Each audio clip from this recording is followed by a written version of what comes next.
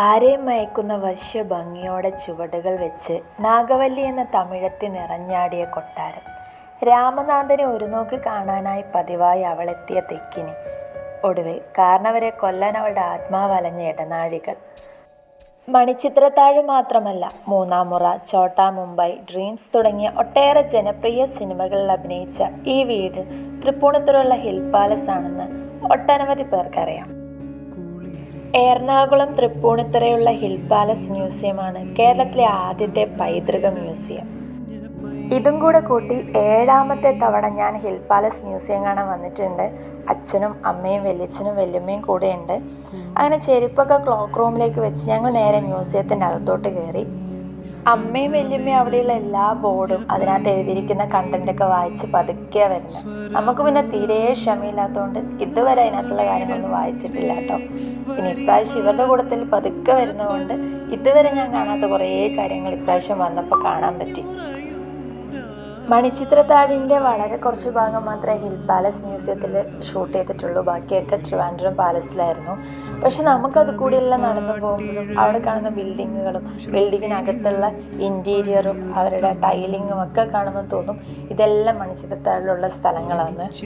ആ വരാന്തയിൽ കൂടെ പതുക്കെ നടന്നു പോകുമ്പോൾ അറിയാതെ നമ്മളും ചെറുതായിട്ട് നാഗവല്ലി ആവുന്നുണ്ടോ എന്നൊരു സംശയമുണ്ട്. ആദ്യമായിട്ട് ഹിൽ പാലസ് മ്യൂസിയത്തിൽ വരുന്നത് ടീച്ചേഴ്സിൻ്റെ കൂടെ സ്റ്റാഫ് ടൂർ വരുമ്പോഴാട്ടോ. ഈ ലവ് അറ്റ് ഫസ്റ്റ് സൈറ്റ് എന്നൊക്കെ പറയില്ലേ, അതുപോലെ കണ്ട നിമിഷം മനസ്സിൽ പതിഞ്ഞൊരു ചിത്രമുണ്ട്. അതിനുശേഷം എല്ലാ തവണ ഹിൽ പാലസിൽ വരുമ്പോഴും ഞാൻ അവരെ തപ്പി കണ്ടുപിടിച്ച് അവരുടെ കൂടെ ഫോട്ടോ എടുക്കും. അതൊരു പതിവാണ്. അങ്ങനെ ഇത്തവണയും പതിവ് തെറ്റിക്കാതെ അവരെ ഞാൻ കണ്ടുപിടിച്ചു. ഫസ്റ്റ് ലേഡി ഡോക്ടർ സുമതി തമ്പുരാൻ. എന്തു ഭംഗിയല്ല അവരെ കാണാൻ. പിന്നെ അവിടെ കണ്ടൊരു കാഴ്ചയാട്ടോ, ഒരു ലോഹക്കൂട്. എന്തെങ്കിലും കടുത്ത കുറ്റകൃത്യം ചെയ്ത ആൾക്കാരെ ആ ലോഹക്കൂട്ടിലിട്ട് വെച്ച് പക്ഷികളെ കൊണ്ട് കൊത്തിച്ചും പട്ടിണി കിടത്തിയും അല്പാൽപമായിട്ട് വധിക്കുന്നു. എന്താല്ലേ.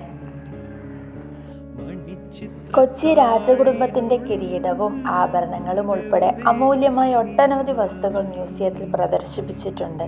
പുരാവസ്തു വകുപ്പിൻ്റെയും പാലിയം ദേവസ്വത്തിൻ്റെയും നിരവധി അമൂല്യമായ കല്ലുകളും വിലപിടിപ്പുള്ള നാണയങ്ങളും ആഭരണങ്ങളും കിടക്കകളും ഒക്കെ ഇവിടെ പ്രദർശിപ്പിച്ചിട്ടുണ്ട്.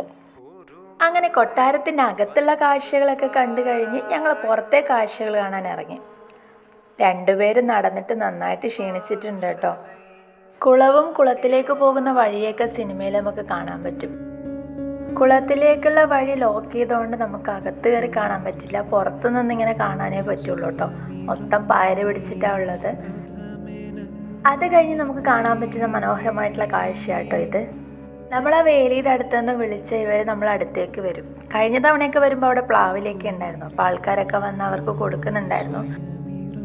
അങ്ങനെ ഹിൽ പാലസ് മ്യൂസിയത്തിൻ്റെ എല്ലാ മനോഹാരിതയും കണ്ട് ഞങ്ങൾ നേരെ പുറത്തേക്ക്. ശരിക്കും മ്യൂസിയത്തിലേക്ക് കയറി വരുമ്പോൾ എൻ്റെ മനസ്സിലുള്ള രണ്ടേ ഉദ്ദേശം ഉണ്ടായിരുന്നുള്ളൂ. ഒന്ന്, നമ്മളെ സുമതി തമ്പുരാനെ കാണണം. രണ്ട്, ഇവിടെയുള്ള കൂൾ ബാറിൽ കയറണം. ഇത്രയും നടന്ന് വെയിലത്ത് അലഞ്ഞ് ക്ഷീണിച്ച് വരുമ്പോൾ അവിടെ താഴെ ഒരു കൂൾ ബാറുണ്ട്. അവിടുന്ന് ഒരു ഐസ്ക്രീമും കഴിച്ച് ഞങ്ങൾ നേരെ വീട്ടിലേക്ക് പോവുക. അച്ഛനെയും വലിയച്ഛനെയും ഫസ്റ്റ് സ്റ്റാർട്ടിങ്ങിൽ ഞങ്ങളുടെ കൂടെ കണ്ടായിരുന്നു. പിന്നെ അവരെ കണ്ടിട്ടേ ഇല്ല.